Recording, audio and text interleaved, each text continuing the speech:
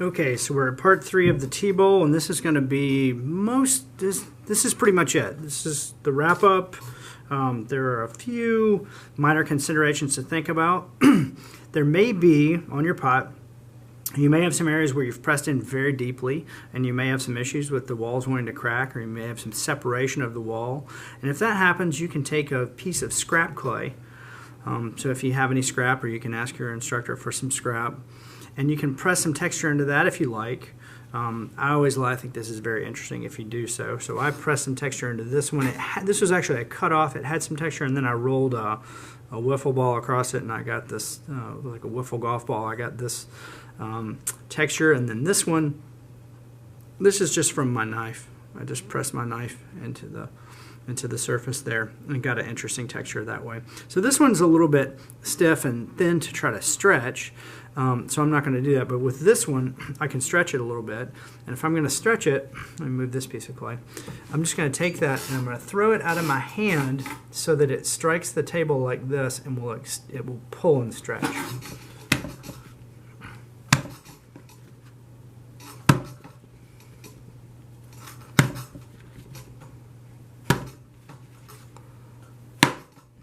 So now I've stretched this out and deformed it a little bit. It's thinner. I might do it a couple more times. So that's a little bit better. I think that's interesting. And so this could then be cut and used as a patch. So let's say you had an area that was coming apart. I've got a little bit of an issue right here with some of the clay wanting to crack. So I'm just going to see how that looks right there. I think that's kind of interesting. I'm going to tear that.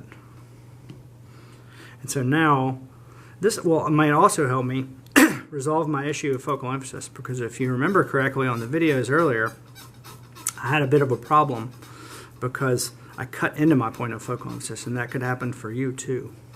So I'm going to score the back of this, a little bit of water, score it again. And this is a thinner piece. You don't want to put a really thick piece of clay on the outside.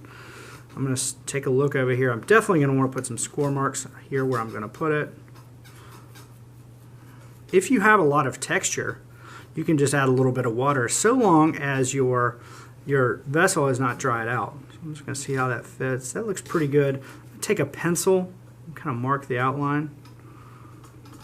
Probably should have done that from the start, but I was moving kind of fast and loose. Got a little wabi-sabi, right? And so now I'm going to take this piece and I'm going to set it on top of that area. And I'm just going to press down gently. I don't want to deform this and lose all my texture. And I'm just kind of working it from the center outward. You don't want to trap any air under there.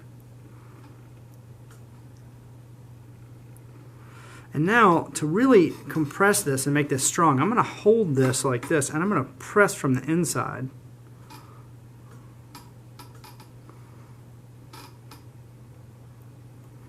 Mashing that clay together. And again, I'm working from the middle this way. So my finger on the inside, if you can see this, is going this way. The middle out, and then I can work the other way.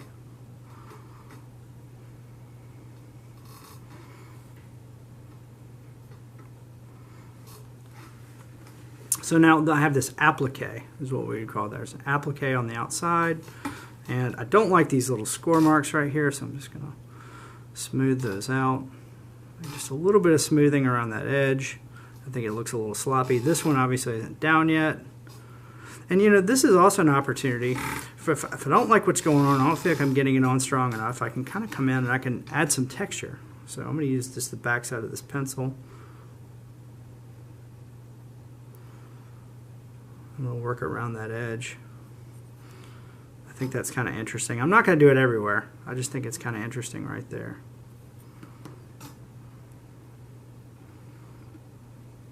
And now I've got this applique, and that solved any issues I had of cracking, so much stronger. And now I do have a point of focal emphasis.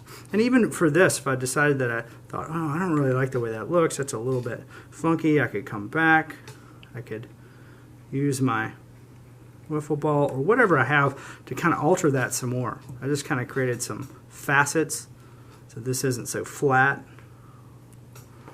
So now I've got some more facets, and I think that's kind of interesting looking. It's very organic, and I'm okay with that. I think that's cool. Okay, so I've done my repair there, and now I have to add my bottom. So to add the bottom, I've compressed the edges here. I've made this nice and strong. Compress these edges. Notice how I hold my hand like this, so it's an angle, and now I can compress. That's going to support this wall, and I can really make this very strong by doing that. And I'll turn it, and I'm just pushing downward, applying force this way. That's we're aligning clay platelets. So remember, clay is a platelet structure, so as we push down and massage those like that, they take them from being all over like this to laying them on top of one another like this. So that's making it much stronger. Okay, so now I'm going to add my bottom. I have a piece that's been supplied to me. You'll have a piece, and that's going to be the bottom. So we'll take this piece, set it down like this, set the pot on top of it. Use your pencil, regular drawing pencil, number 2 pencil. I'm going to trace the interior.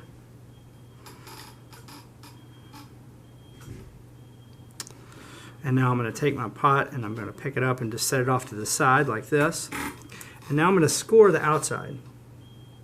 I'm being real careful not to move this at all because my orientation is important.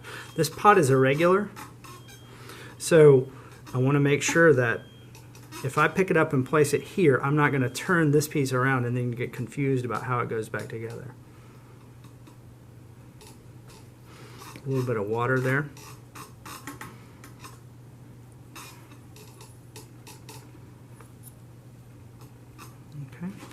So I'm going to set this, move that over there. Here's my pot. I'm going to turn it this way. Now I can score the bottom.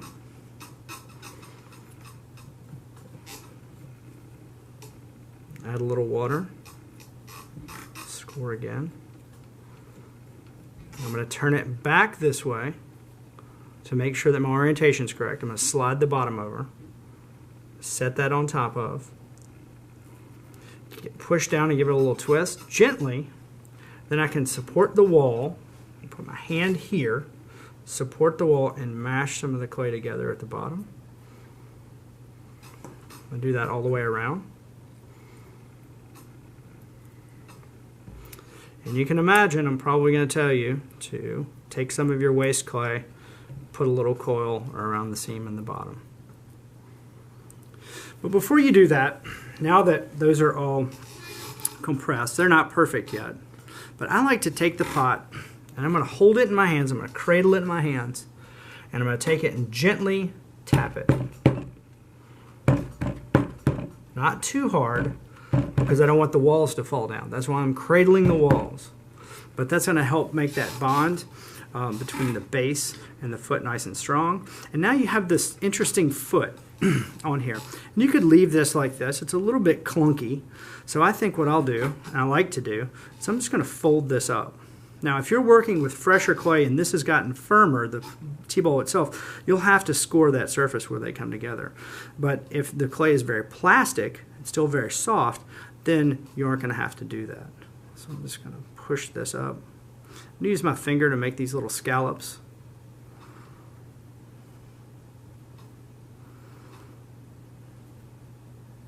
You don't have to do this, but you can.